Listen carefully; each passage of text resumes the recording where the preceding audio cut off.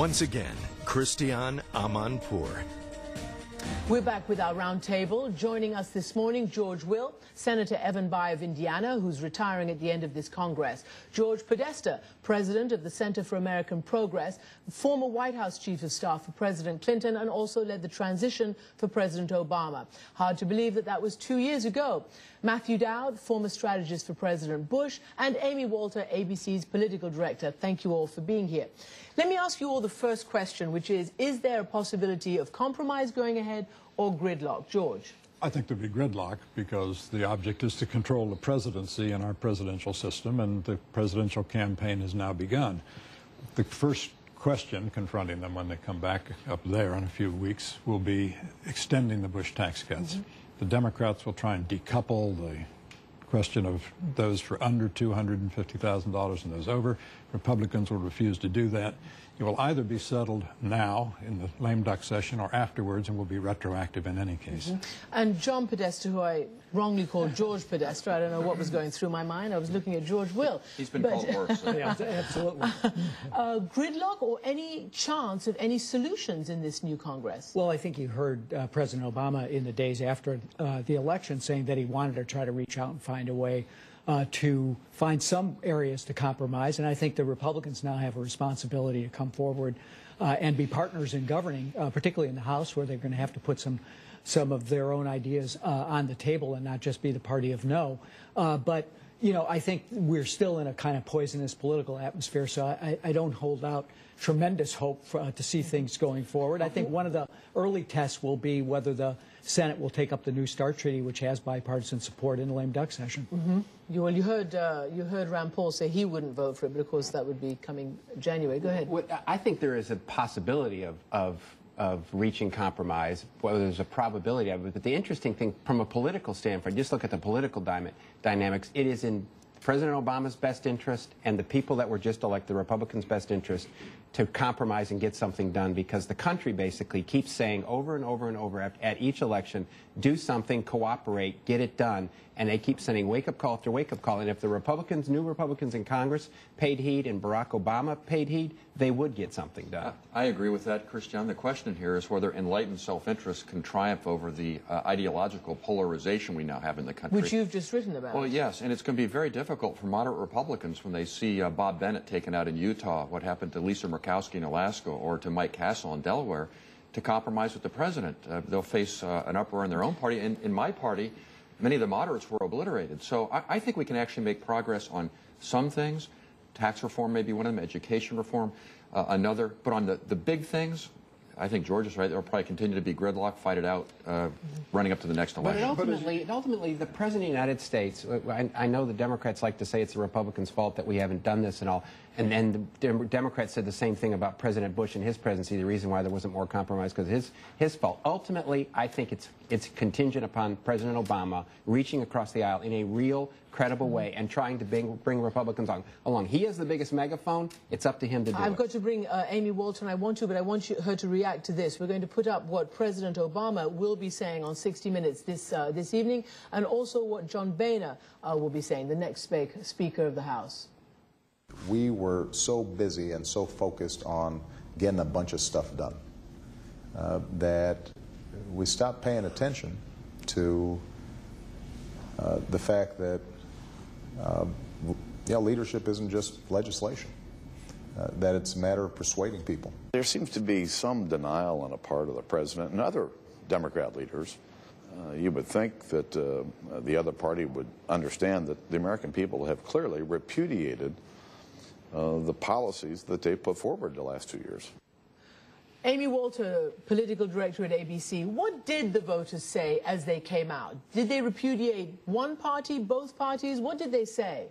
Well, I want to follow up on both what Matthew and Senator Bayh was saying, which was, you know, the problem with midterm election, wave elections, is that what it tends to do is wipe out the people in the middle. 2006 wiped out almost all, and 2008, almost all moderate Republicans left in the House and the Senate. And the same thing happened in this election with moderate and conservative Democrats. So now what we're left with is two very polarized parts of this Congress who see no no reason to compromise because fundamentally they get elected by their base. So I think that's a very big problem. The second piece in terms of what's going to happen, who needs to compromise, how does this work, fundamentally, I mean, we could bring Dr. Phil into this debate. We can bring Oprah in about the psychology of all this. But fundamentally, it's about the economy.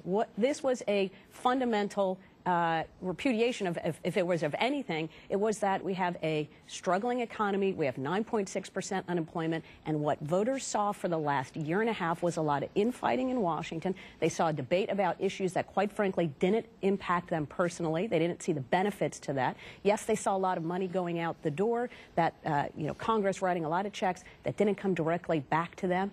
That's a lot of what this election was about, but what they're saying fundamentally, especially what independents are saying, is if you guys, meaning the Republicans, the new people who are in charge now in the House, and Democrats who control the White House and the Senate can't figure this out, we're going to throw you all out again. Well, there you go. That's my point again. What did they say? And it's not just giving a mandate to one and just repudiating another. People who I spoke to on the road during the campaign wanted more than anything for both sides to come together and figure out a solution to their problems. But the narrative the Democrats, from the president and the former and perhaps soon to be again Speaker Pelosi, have adopted is there's nothing wrong with our policies. The election had nothing to do with the substance of government. It was all a terrible misunderstanding because we made some communication mistakes. I gather tonight on 60 Minutes, the president will say he has to master the art of couching his arguments in ways that people can understand. So it's fundamentally a problem with the American people. Is it that? Is it a messaging problem, or is it a real political problem of not having brought along the American people? I think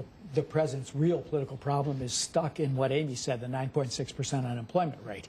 He inherited a mess. I think everybody understands that, but I think everybody's tired of hearing about that. The question is what's going to happen tomorrow, and he has to have a credible plan to move the country forward, to get jobs growing again, to get wages growing again, and to get the deficit under control. And I think he's going to reach out to try to find some partnership with the Republicans. Whether they're willing to try to work with him on that is still anybody's guess. The real problem, Christiane, the political process is not delivering the results the American people want. We've got systemic dysfunction because of the ideological polarization. Most people want practical problem solving in the middle. That's not what we're getting right now. So the independents went 8% for the Democrats 2 years ago. This time they went 15% for the Republicans.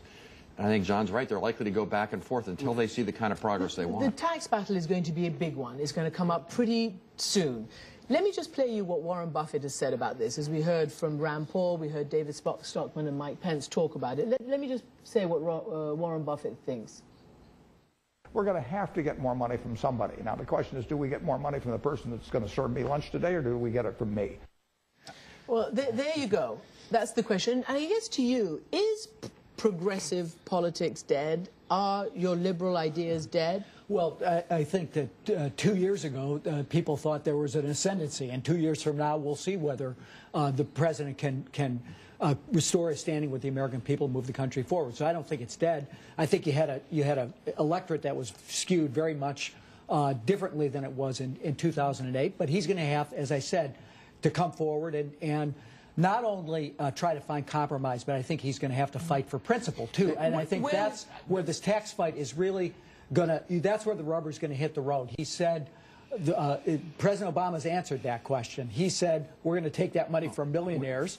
The question is whether he can offer the Republicans something in exchange. I think one of the ideas that he could substitute for tax cuts for the very wealthiest Americans is perhaps a payroll holiday, which the Republicans have endorsed, which would actually create more jobs. So there's going to have to be some give and take.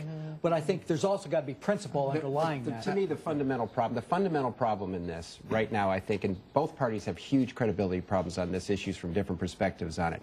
The problem is of asking people to pay more in taxes to a government they don't trust is never going to work.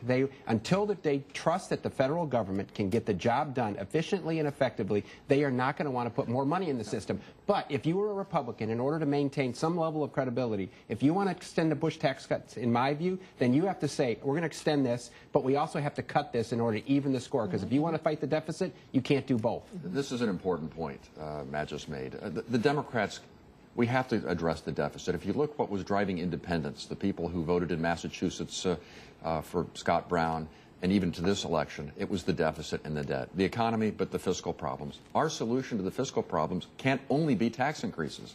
We have to stand for spending restraint as well. And Matt's point, back in the Clinton time, remember reinventing government? They understood we have to convince the taxpayers, show the taxpayers that they're getting value for their dollar. That's very important. The final thing I'd say, look at the UK. A coalition government comes in. You've got conservatives coming in. They don't like tax increases there either. So their solution was 75% spending restraint. But once they got that, they then put 25% revenue on the table. So a compromise can be worked out. Well, yeah, and they're saying there for every $3 in tax in spending cuts, $1 up in taxes. And that's a conservative government. Precisely. At all a goer? No. What the Republicans will say is if you extend all the Bush tax cuts, you will still be raising, as a percentage of GDP, about 18% in federal revenues, which is slightly above the post-war norm. The Republicans do not think we have a taxing problem of too low taxes, but too much spending.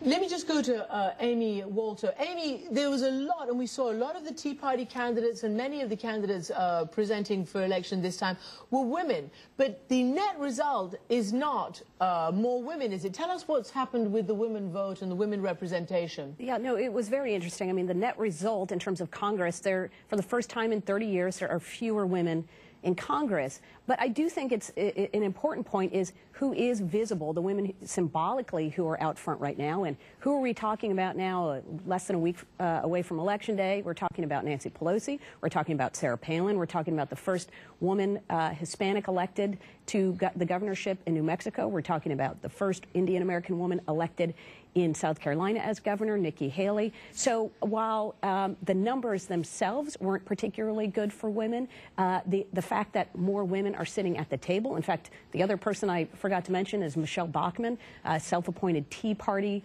activist and leader in the House who is challenging the Republican establishment there for a seat in the caucus. So I think while you know, we may not see the numbers that have increased, what we do see is more women who are making very important and very much up front in this process. And I think that's an important point. Though there's less women going to be serving Congress up the street here, the interesting thing is there's going to be more women serving in governor's offices. The first woman governor of South Carolina, the first woman governor of New Mexico, the first woman governor of Oklahoma. And in those places where people actually trust the state to do something, as former governor of Indiana, Bayh, knows, that people actually they're looking to the state government much more than Washington, D.C. to solve the problems in their life because they trust it. Let me ask about a very prominent woman, Nancy Pelosi.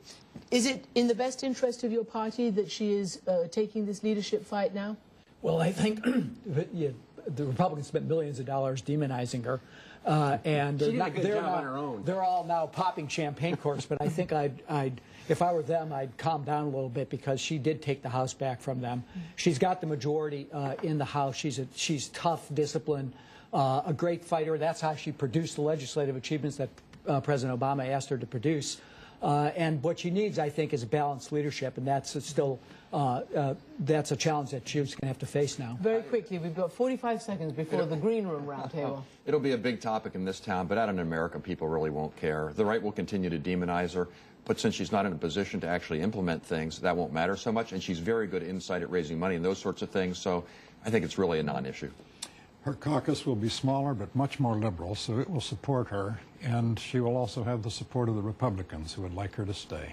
Right. Finally, bipartisanship. Exactly. There you go. We achieved it. And President George W. Bush's book is coming out this week. There are interviews, there's all sorts of reviews, and no doubt perhaps you'll talk about it in the roundtable in the Green Room at abcnews.com/thisweek, where you can also find our fact checks by PolitiFact.